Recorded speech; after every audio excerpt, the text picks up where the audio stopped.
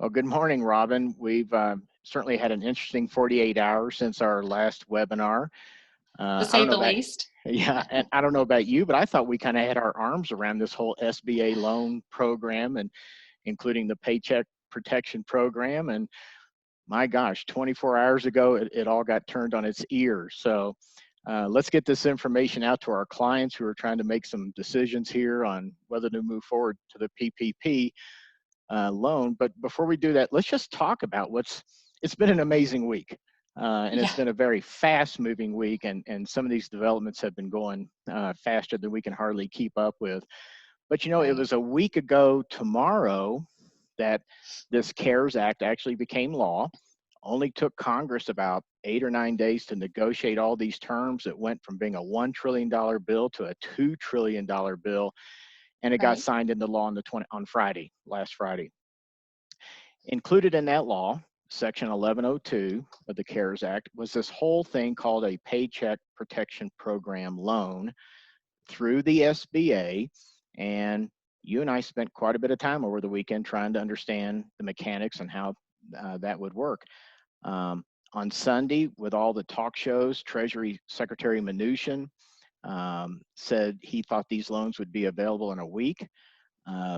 I think you were getting some messages. I was getting emails from bankers thinking it could be 2 weeks or longer before these Mhm. loans would be out. So we thought we had some time to figure this all out.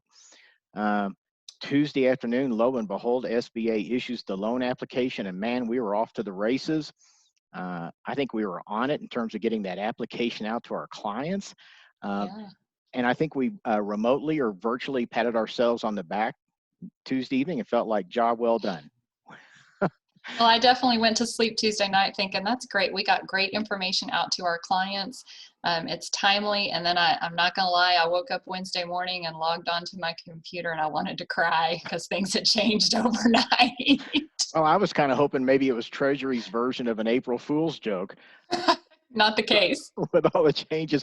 Well, anyway, that brought us to a full stop until we could understand what these changes are. And we'll talk about those changes in just a second. But, you know, the really important thing is these applications go live tomorrow, Friday, April 3rd. So it's just imperative that we get this new information out to our clients who are really trying to make some critical financial decisions here on what to do. Right. So why don't you walk us through the structure of the program as well as that April 1st update? Yeah, so nothing changed in terms of how the loan amount is calculated. So the loan is still calculated at 2.5 times the average monthly payroll expenses over a 12-month period. That 12-month period is subject to SBA guidance. We don't know if that's based on 2019 or a trailing 12 months ended March 31st. So let your lender assist you with that piece of it. The And loan Robyn, can't, yeah, well, I was just going to mention, I just got something about a half hour ago before we started recording this webinar yeah. from a banker in Loveland who says he believes SBA is going to issue some final rules Friday morning. So, Great. you That would be know, good. so we might have another recording tomorrow once we learn more. And I think they're going to maybe address this 12-month payroll issue. Okay. Well, I hope they do Yeah, because it'd be it's nice. not clear, that's for sure. So the CARES Act stated interest rate stated interest at 4%. The loan rate is in fact 0.5%. And that's not 0.5% per month. That's Right. 0.5% annual. Right. Yeah. Okay. Yes, that's correct. The maximum loan term in the CARES Act was 10 years. They've dropped that back to 2 years. There is still no collateral, no personal guarantee, no loan fee. So that did not change. And payment deferral for 6 months to a year. So that did not change either. Okay. So if we stop right there, putting the forgiveness issue aside, and we will get to that, but let's just put that off to the side. Even if somebody really needed this loan and they were not going to get any forgiveness of this loan, I got to tell you, I look at this and say, borrow money for 2 years at a 0.5% interest rate.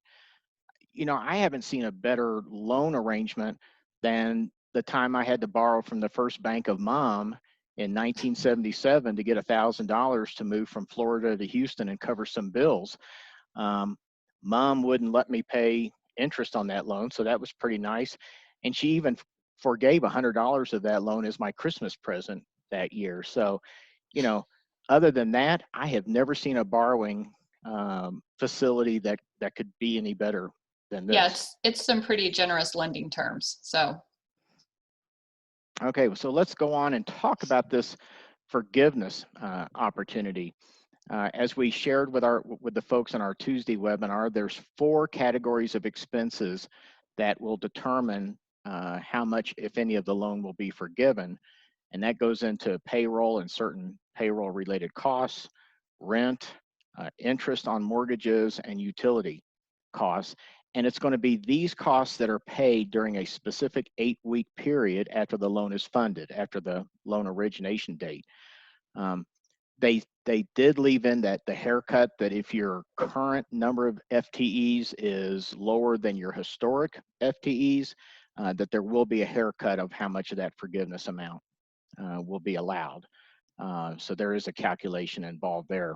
And as we talked about in our Tuesday webinar, it's really important for clients to set up their accounting system to create accounts on their P&L to separately track these 4 categories of expenses, because eventually you're going to have to turn that information in to the lender for them to calculate that forgiveness.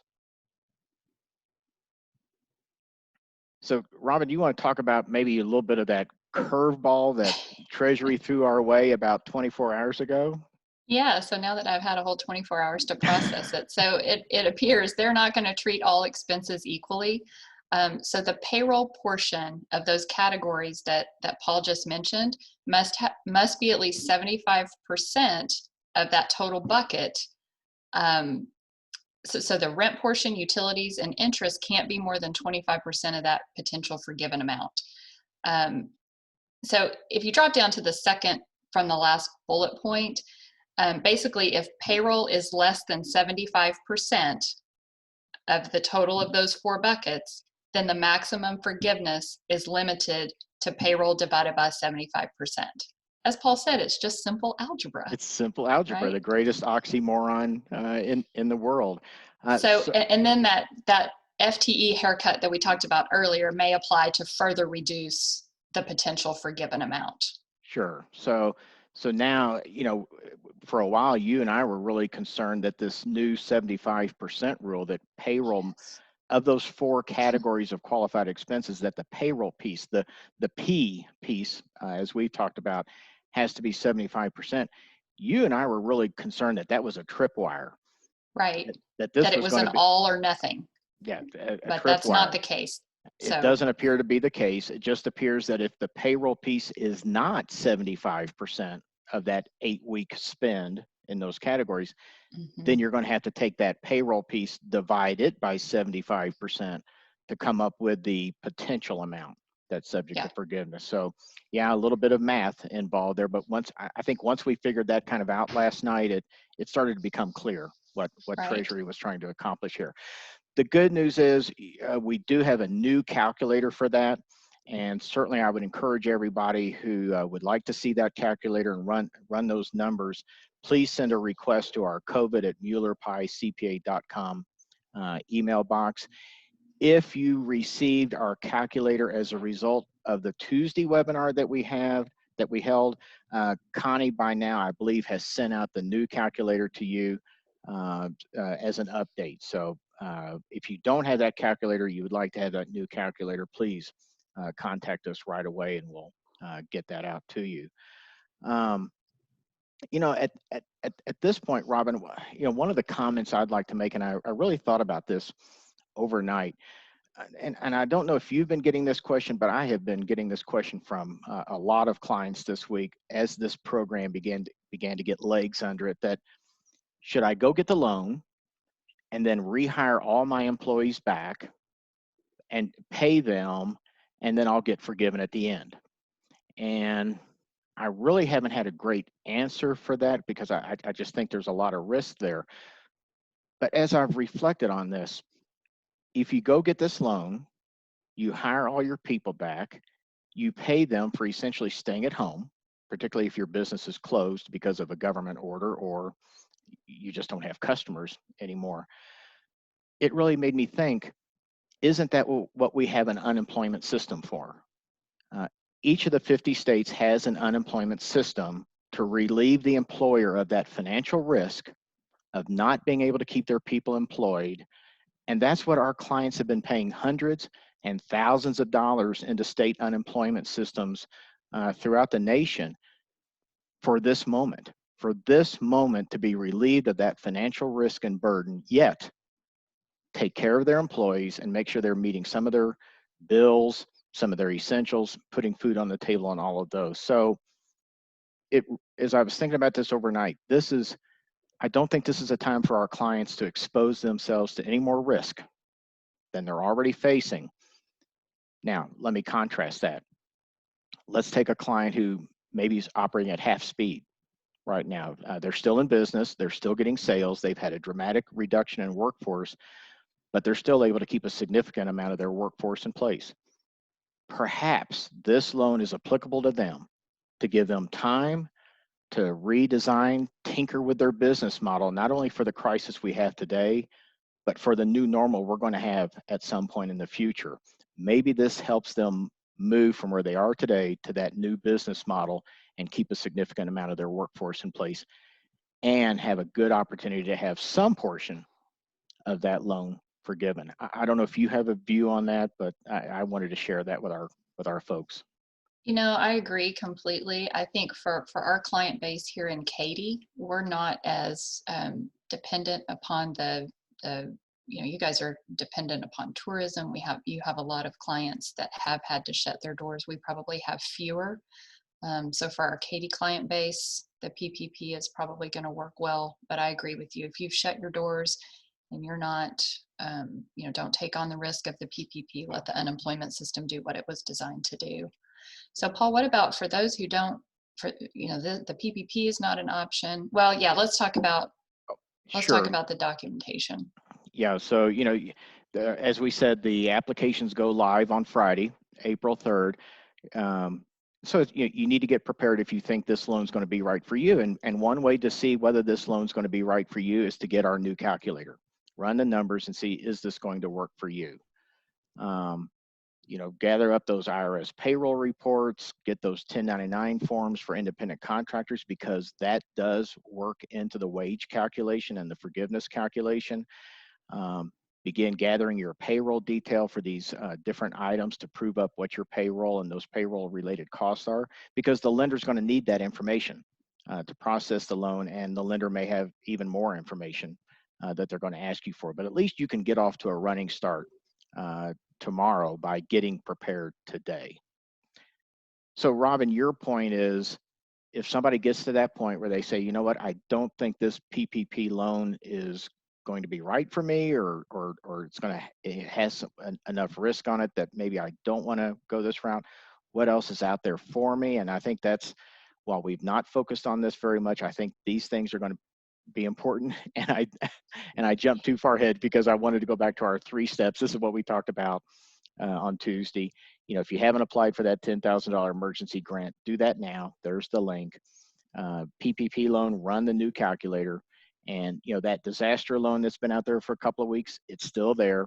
It will be there later. It will be something that you can use later on. So, but let's now get to the part where, what else can our clients do who feel like the Paycheck Protection Program loan is just not going to be a fit for them? Yeah, so we haven't talked a ton about this, but there is this employee retention payroll tax credit that's available. So it's only available to those employers who've seen a 50% or more drop in their quarterly revenues as compared to 2019. But the credit is substantial. It's 50% of wages up to $10,000 per employee. If you have 100 employees or fewer, then all wages are considered. It doesn't matter if your employees are actually performing services or not. If you have more than 100 employees, then the rule is a little bit different, and only the wages paid to non-working employees qualify. Right. The credit's actually claimed by holding back your payroll tax deposits, and if that's not enough, then there's this new Form 7200 that you can file and fax into the IRS as many times as you need to in order to recoup the entire amount of the credit that you're entitled to. You do have to reconcile those advances and the actual credit on your 941. Not quite sure what that's going to look like yet. And we really don't have to worry. I mean, I guess the first 941 where this will become important is the one for the second quarter that our clients will be filing in July.